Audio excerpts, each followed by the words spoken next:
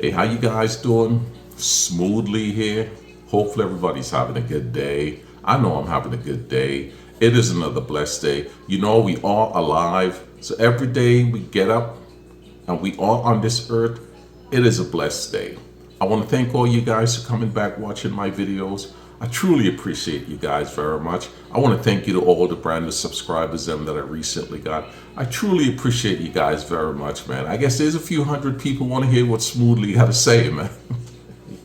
You always know I got a joke, man. Life is all about fun, man. Can't take nothing too serious. But you know, I'm gonna continue on talking about, us, the baby boomers.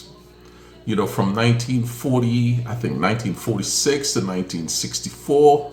1964, we are the last of the baby boomers. We're the younger ones. I had someone left a comment the other day to talk about why is it that I only have my conversation gearing towards guys my age or older. I said, because those are the people that I feel more better talking to. Those are the people who I feel can understand some of the things that I needed to say. I'm not hip with the newest lingo. I'm not hip with the newest stuff. So, a lot of words I use that's kind of catchy phrases are words from way back in the day that a lot of people don't use, but I do. I still do, man. So that's why I like talking to people my age or older. Same thing I used to do when I worked. When I did what I was doing here in Las Vegas for 20 something years as a home care occupational therapist, most of my clients were older clients. I get along better with them. I can teach them better. I can have the conversation with them, smooth them out if there's some ornery old folks, let them know the importance of why I'm trying to get you to do this so you don't have to rely on someone to do these things for you. So, I was always into being around my elders, man. I grew up that way. I grew up in a world where, our elders were the most important things. When we talk to our elders, we acknowledge them in the morning, we acknowledge them in the afternoon, and we acknowledge them in the evening, meaning we cannot pass them any time of the day and not knowing that they're there and acknowledging them by saying, good morning, ma'am, or good morning, sir. You guys know what I'm talking about. So that's the reason why I respond to that dude and say, I like talking to my elders. They understand me better. There are some young guys who have some old soul, do understand where I'm coming from, but I'm more geared towards talking to grown men. Also, too, he said something about us older guys need to just find a corner and go away. And leave this YouTube niche to the young fellas. Why? Why should we do that, man? Why should we just go away and let these young guys just take over? We do need people that we need to communicate with, right? It's like we're not even important. They just want to shove us to the side as if we don't exist anymore. But we're here and we're not going anywhere. The issue is, I think, with a lot of these youngsters that just want us old folks out the way is that I think they don't have any respect for us. They don't think the things that we have to say have any meaning to them.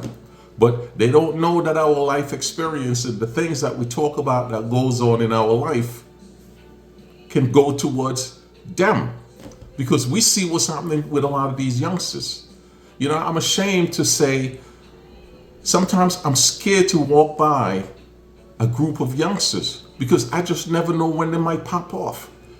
Most of the time I am wrong. I'm just judging because of the things that I see that's really going on here in America. So, when I go certain areas and I see a group of youngsters together, and especially if they're a little loud, man, I'm a little worried, man, and I'm a little scared, and I feel ashamed at the same time. I truly do, because it's like I'm passing judgment on these young men that I don't know.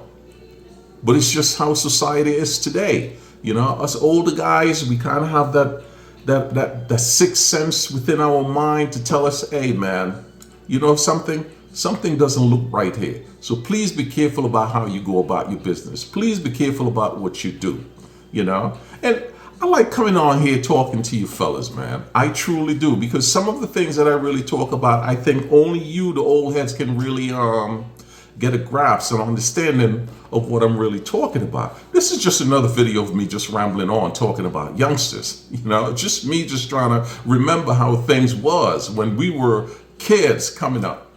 And the things that we used to do towards our elders. We have that respect for our elders. But unfortunately, in today's society, these kids don't have any respect for us. It goes both ways, male and female. And it doesn't matter what country that you are in.